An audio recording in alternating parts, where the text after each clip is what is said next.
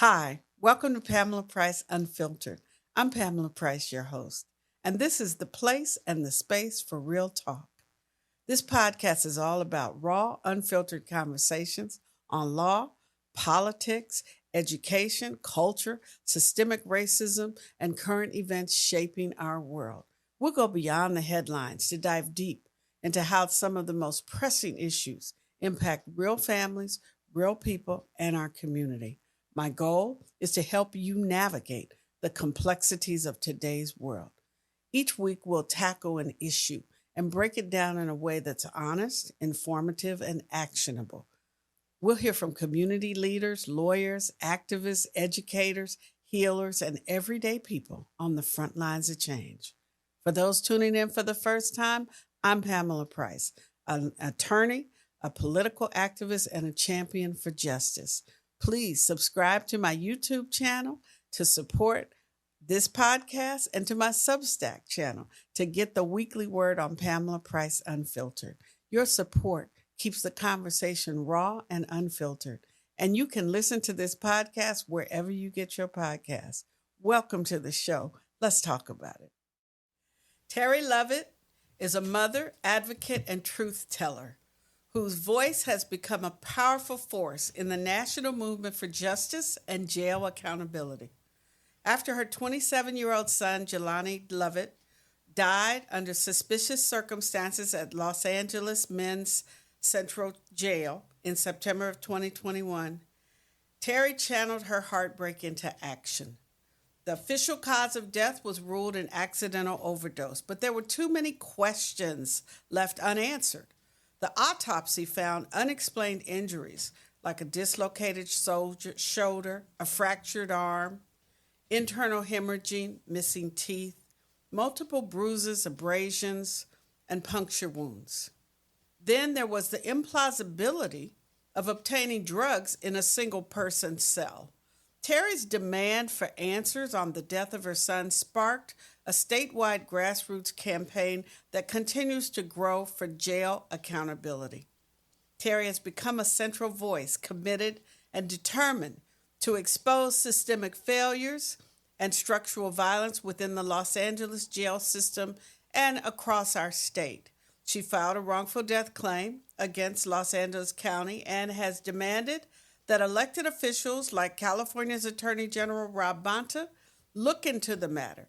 Terry has organized rallies across the state, spoken to national media outlets, and engaged legal experts to support her pursuit of an independent investigation and justice for Jalani. Terry's advocacy doesn't stop with her son, though. She has stood in solidarity with grieving mothers and families, uplifting a network of mothers and loved ones who demand answers and accountability, and an end to jailhouse abuse, racialized violence, and neglect. Through storytelling, community education, and public pressure, Terry is fighting not just for accountability, but for systemic change. Terry Lovett is unwavering in her message for justice, that no mother should have to beg for truth about how her child died in government custody. Terry, welcome to Pamela Price Unfiltered, and thank you for coming. Thank you for having me, Honorable Ms. Price. Of course. Thank you. Thank you for your courage, too, and being willing to share your story not only with me, but with others, and in keeping up the fight. So, can you tell my audience how, when you reflect on this journey that you started in 2021, can you tell the audience what has led you and what has given you the strength to turn your grief into a fight for justice? Honorable Price, there's one thing that motivates me. I know I have 4 children, biological children. I know each and every one of those children like I know the back of my hand. I know Jelani said when he seen that he could fight no more and that he's finna lose his life, that he looked in their face and said, my mama's gonna get y'all. And I know that was my son's last words. And so I have to do all I can in my power till I can't do anymore to try to honor his last request. You have spoken across the state about the lack of transparency and accountability in the Los Angeles County jails. What are some of the biggest obstacles you've faced in trying to get answers about how Jelani died and whose hands were involved in his death? Well, the main obstacle is the coroner and the sheriff. They're both county employees, so they're going to cover for their employer. Uh, there nobody should be able to investigate their own murder. Okay, and basically that's what's happening. The sheriff is investigating these deaths that's taking place in custody, and when those people are in custody, they're in his charge. Nobody should go to jail and die. Right, right. In the face of, the stonewalling that you've experienced, and you become a powerful voice for other families. How have you been able to connect with other families, and what has it meant to you to be able to build community with other mothers and advocates fighting for jail accountability? I know how bad it hurt me and how bad it does hurt, but I'm not a grieving mother. I'm an angry mother. Okay. Uh, and so I know another mother, you have to be a mother to feel the pain that a mother feels. Okay. And my heart go out to other mothers, and especially with Los Angeles, because Los Angeles has a habit of hiding the evidence, hiding the records, hiding the autopsy reports, hiding the autopsy, not giving them to people in timely manner. Uh, the obstacles I ran into is the deputy gangs that they have there in Los Angeles, and everybody's turning a blind eye to them. So quite a few obstacles in Los Angeles that I have ran into, and they do have me blocked, a wall up that I haven't gotten through. But I have a God in heaven. And Amen. That is the only thing, Miss Price, that has been carrying me these last 3 years. And I believe what he said. And he said every knee will bow and every tongue has to confess. Mm-hmm. So I hold on to that. I have to. And I feel like he wants me to keep moving because he didn't show me everything that I have discovered at one time. I got a little bit, like every 6 months or so, I get a little more and I get a little more. And I'm just, my God, is all this going on. And it's amazing, for you to sit down and look and go through it. It's amazing, the things that goes on down there. I mean, it goes on everywhere. We have deaths up here in Alameda County just as well. But I think down there, they feel like they're untouchable. I really feel like that they're Alameda County wouldn't dare do the things I've seen LA County do. And I know that for a fact. I've been in Alameda County 67 years. Okay. And I know for a fact that Alameda County Sheriff's Department would not have done the things that Los Angeles Sheriff's Department have done. And nobody pays them any attention. So they keep doing it. This year, they're up to 18 deaths already. I saw that. So you have called on Attorney General Rob Bonta to look into Jelani's case and to really take a hard look at what's happening in LA. And you understand that the California Attorney General is tasked with monitoring in-custody deaths and protecting the rights of all Californians, including those in custody. So in your fight for answers about Jelani's death, what have you seen in terms of accountability from the California Attorney General's office? He will not answer me. He will not talk to me. I first contacted his office May 2022. I'm at May 2025 without a response. I have talked to his wife on 2 different occasions. And I know she gave him the message because he had one of his aides to call me. Then the aide just disappeared. The number just disappeared. So he's trying to let the statute of limitations run out before he steps up to the plate. But that should be illegal because they know about the deputy gangs. It's no secret. You can YouTube it. You can Google it. It's not like that. It's a secret about those gangs. And they are not doing anything about them. So deputies feel like it's okay to keep killing people. So, Attorney General Bonta's wife, Mia Bonta, is a state assemblywoman. And if you live in Alameda County in certain parts, is she your state assembly Yes, representative? ma'am, she is. I'm Okay. in her district. So when you went to her, it was both because she has obvious access to the attorney general, but also she is your representative as in the state assembly, and you are one of her constituents. So, what changes do you believe locally, nationally should happen with respect to jail accountability? I first of all, I don't think that Bonte can handle LA sheriff. To be honest, that he's going to have to call on the federal government for help. Okay, and I know he probably doesn't want to do that, but that's what it's going to. If a move has to be made, that's what it's going to take because they're so out of hand out down there. And people talk about Trump, but right now, that's what that jail needs is a Trump. You know, because they're so out of hand. The attorney general probably has fear of them because everybody has fear of them. The families down there that have lost loved ones, they don't even. The sheriff go. I've been told they go by their house and click their guns. Wow. By way of threat. Mothers have other kids that's going in custody, and they don't want to lose their other kids, so they hold their peace and don't say nothing. And that's not how we're supposed to live in the state of California. That we pay taxes. We're not supposed to have to live like that. Right. That is intimidation of witnesses is in fact Yes, it is. unlawful. That's right. So, there's some folks in our community who feel like if you did a crime and you're doing the time and something happened to you while you were in jail, well, that's on you. I mean, what do you say to people who say, well, if he did the crime, he brought this on himself, or, folks that think that going to jail is supposed to be dangerous or cruel as a way of discouraging others. What would you say to them, Terry? Everybody has their own opinion. I cannot change, and I'm not going to stand up and try to change anybody's opinion on how they feel. But everybody in jail and out, every citizen of the state of California has rights. And it's up to Rob Bonte to make sure that the inmates' rights are protected. Right. Okay, not only the inmates' rights, our rights too. Right. He's not just there to protect law enforcement.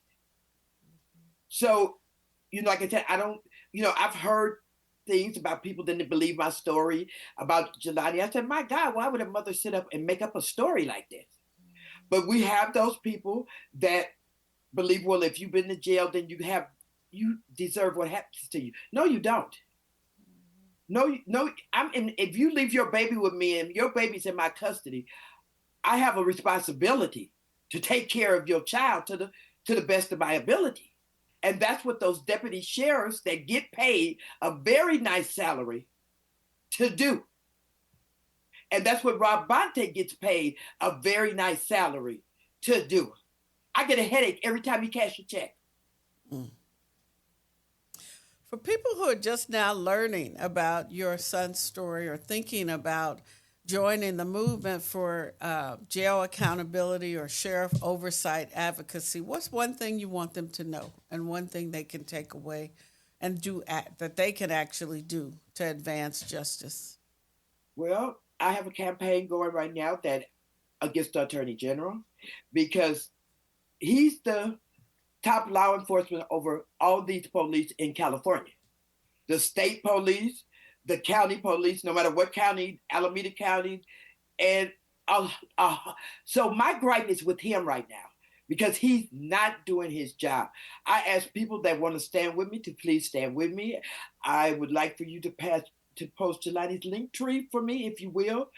I'm planning to do an action on Bonte at least every 60 days until he leaves office. And then probably after he leaves office. I hang these flyers on his block, on the trees. I staple them to the trees.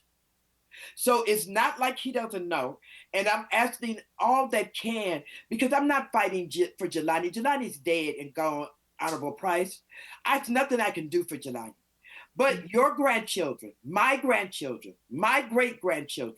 I don't want another child to have to go through what Jalani went through. Jalani was tortured.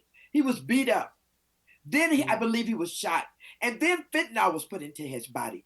They overkilled Jalani. And for the attorney general just not to just ignore. So my gripe is with the attorney general. My fight is with the attorney. And I will keep fighting and keep fighting, even after he's out of office, because he's responsible for what happened in office while he was in office. So I will keep fighting. And I might not get nowhere, Miss Price. I might not. But it doesn't matter about the money. It's not about no money to me, because that's not, I'll spend the money and be broke, and my son still won't have my son. But they cannot do people like they're doing people. It has to stop. And if nobody stands up, I'm glad I don't live in LA, because I probably would be dead. I already have 2 deputies that follow me around when I go there, that actually follow me around. But I have no fear. I'm going there this weekend for a Mother's Day event. We sleep outside the jail, me and about 5 mothers, every Mother's Day. And I pray God take care of me there and back. And I have no fear. What else can I lose? Yes, ma'am. Well, happy Mother's Day to you, and good luck to you in LA, going safely there and coming back. And you have a GoFundMe page for Yes, your it's part fight. of the link tree. It's part of the Yes, link ma'am. tree. And that is, you want me to give you that? Yes, ma'am. What's the name? All of my actions that I do will be it's connected to this link tree. So people can follow this tree and they can see what I'm doing and when I'm doing it. All right, then. Thank you so much, Terry, for joining us on Pamela Price Unfiltered. Again, happy Mother's Day Happy and Mother's good Day to luck to you. you. And Yes, thank you for ma'am. having me. Of course. Thank you.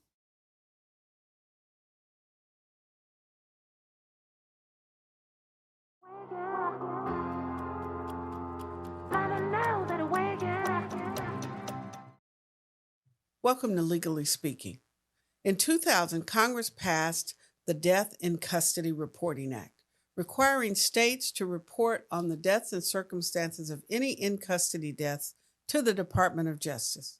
In California, Government Code Section 12525, enacted decades ago, requires reporting of in custody deaths to the California Attorney General, consistent with his oversight authority of sheriffs and district attorneys under Article 1, Section 13 of the California Constitution. In recent years, the state legislature has amended Section 12525 to expand the type and content of information required to be made publicly available. AB 2761 requires a death certificate to state whether the person who died in custody died through the use of force, by a peace officer, or by law enforcement conduct. It also requires the state or local jail to post information about an in custody death on its website within 10 days of the death. AB 3092, passed in 2024 and effective January 1, 2025, requires the sheriffs and local agencies to update the initial report to the Attorney General and their website if anything changes or if new information becomes available about the in custody death. The goal of this statute is to ensure that in custody deaths are thoroughly documented, reported, and made accessible to the public. The underlying public policy is that getting arrested and going to jail should not be a death sentence for anyone. Anytime someone in custody dies, something has gone horribly wrong. Historically, Alameda County had a terrible record of in custody deaths. Following the charges of multiple sheriff's deputies, doctors, and nurses during my tenure as district attorney in 2023 and 2024, we have had far fewer in custody deaths. Only 4 people have died in Alameda County Santa Rita Jail in 2025, compared to Los Angeles, which has already had 9 people in custody deaths.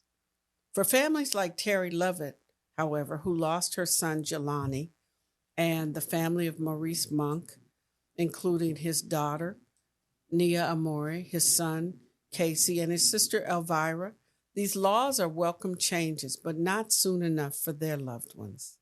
If the law is accountability, everyone should agree that these families are entitled to accountability for the loss of their loved one. Not excuses, not cover ups, not even $1 million payouts or after the fact explanations or apologies. And as Terry Lovett points out, the law means little without enforcement. She is calling, rightfully so, upon the California Attorney General to respond to her. As long as sheriffs are left to investigate themselves or those whom they have hired, trained, and promoted, it will be difficult, if not impossible, to hold deputies accountable for misconduct. When the sheriff's employees are failing in their duties or engage in misconduct that leads to death, there should be more than a civil settlement. And our tax dollars should not be the only remedy available to pay for in-custody injuries or deaths. If district attorneys and the California Attorney General turn a blind eye to deputies who abuse people in custody or manufacture evidence to cover themselves or others, the problem will persist. The law creates the power for accountability and gives district attorneys and the California Attorney General the power to protect people in custody, hold sheriffs responsible, and respond to the families impacted by the loss of their loved one. Mothers like Terry Lovett, however, have to stand in the gap for their loved ones and insist upon answers and accountability. Again, an arrest should not be a death sentence anywhere in America. Let's move on to turning back the clock.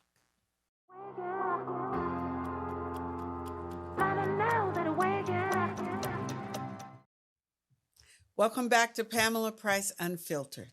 In America, we are witnessing some things that should send shockwaves through every courtroom, every newsroom, and every living room in America. A sitting judge was arrested in her courthouse. A sitting president is promising to reopen Alcatraz prison.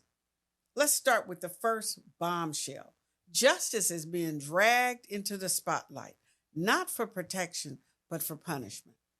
On April 25th of this year, Milwaukee County Circuit Judge Hannah Dugan was arrested by federal agents. Her alleged crime? She objected to ICE agents coming into her courtroom. But instead of a legal debate, we got a political stunt. Judge Dugan was arrested, handcuffed, and shackled, and paraded in court by federal authorities and on social media, including the head of the FBI, for upholding the constitutional rights of a defendant. According to the Milwaukee Journal-Sentinel, the Trump administration is accusing Judge Dugan of obstructing immigration enforcement. But legal scholars across the country find that claim is laughable, dangerous, and authoritarian. In fact, Professor Leah Littman of the University of Michigan did not mince her words. She said, "When the executive branch starts prosecuting judges, we're no longer dealing with a democracy, we're dealing with authoritarianism." On May 5th, 2025, more than 150 retired federal court judges and state judges sent a letter to Attorney General Pam Bondi objecting to her behavior. J. Michael Ludig, a conservative former federal appeals judge and one of the lead signatories on the letter to Attorney General Bondi, said, "I have spent my entire career upholding the Constitution. I never imagined I'd see a judge treated like this in America. The arrest and prosecution of judges is where rule by law ends and authoritarianism begins. The judiciary is the last obstacle to a president with designs on tyrannical rule." And this isn't just some isolated mishap. For her part, Attorney General Bondi justified this outrageous abuse of federal authority by weaponizing the victims in the case and claiming that their rights were violated. But let's start, Pam, with Judge number one, Hannah Dugan in Milwaukee. You arrested a sitting judge. We did. Why did you feel that was necessary? It was appalling to all of us what happened. I used to be a domestic violence prosecutor, and this case involved someone who was deported under President Obama, came back into our country, we don't know when, illegally, and he was living at a residence, and he beat up a man so badly he had to go to the hospital, his roommate. He punched him with a closed fist in the face 30 times. The victim fell to the ground and he choked him. Then the girlfriend came in, tried to break it up. He punched a woman in the face with a closed fist so hard she fell to the ground. He hit her in the arm. Both of them had to go to the hospital. The fight's broken up. They're taken to the hospital, and he's threatening to do further harm to them later. So it's hard enough to get any victim of domestic violence to cooperate. We had 2 victims sitting in a courtroom that day. The weaponizing of victims sounds so familiar to those of us who just lived through the attack on prosecutorial independence in Alameda County.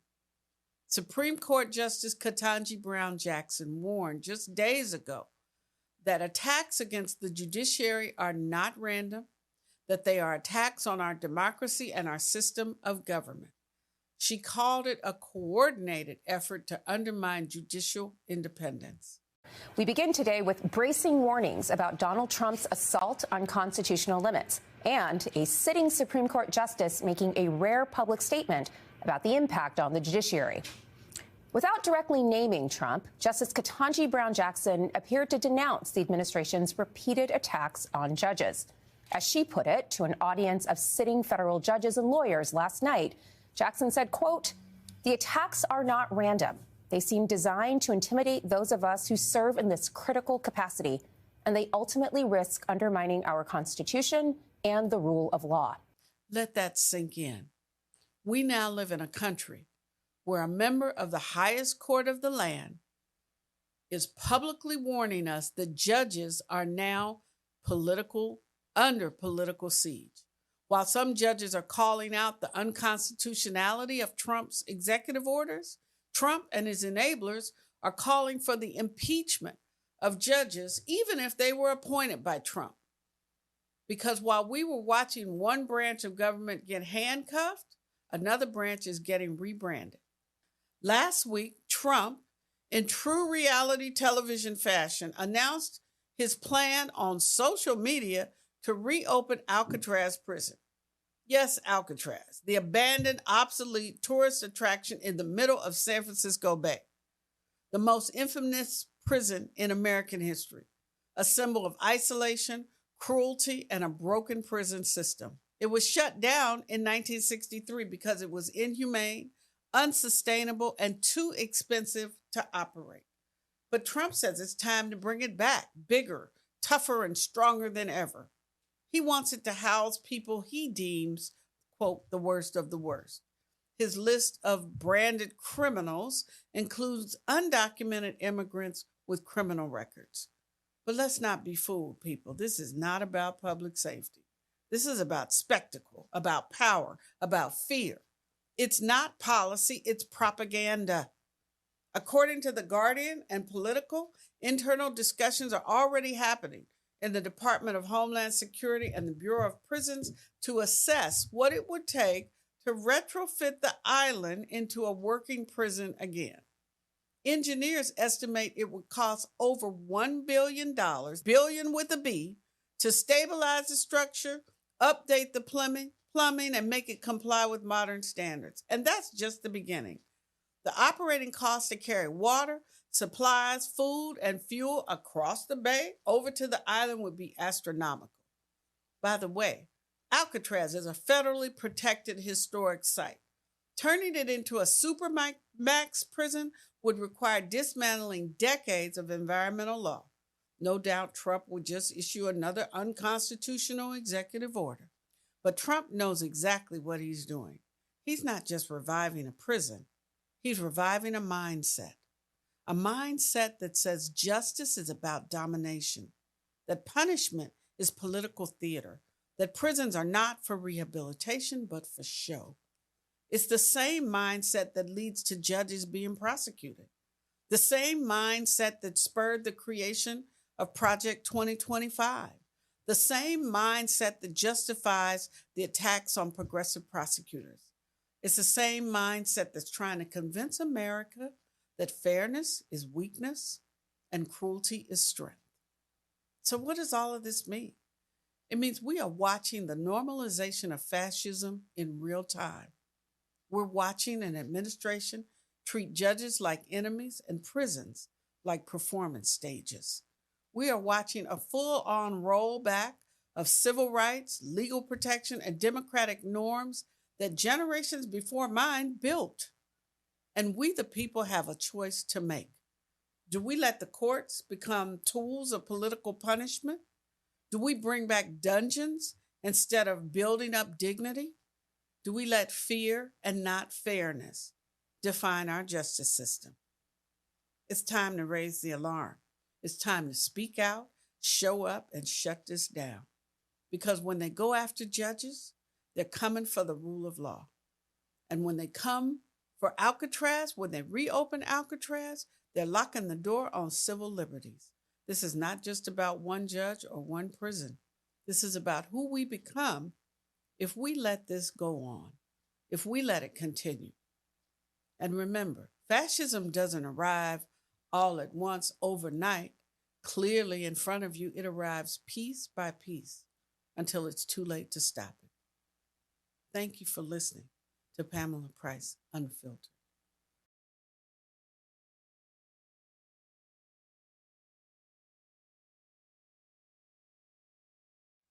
Don't forget to like, share, and subscribe to my YouTube channel and to my Substack newsletter to get the weekly word from Pamela Price Unfiltered. Your support keeps the conversation raw and unfiltered, and you can listen to this podcast wherever you get your podcast.